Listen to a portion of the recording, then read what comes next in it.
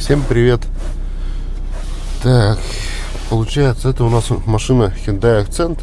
Проблема была стук под панелью. Такой-то мелкий, назойливый стук.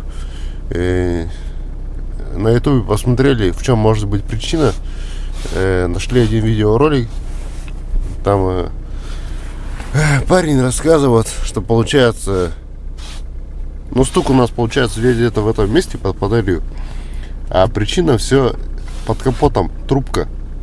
Там вроде как она топливная, идет трубочка, и она вибрирует, а звук отдается из-под панели. Сейчас я вам покажу, где эта трубка находится.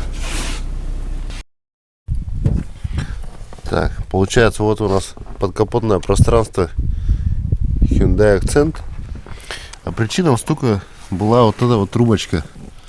Получается, вот на этом хомуте она брякала. Он здесь слабо держался. Когда двигатель получается заведенный, вибрация идет от двигателя и отдается в стенку. Как это все устранили?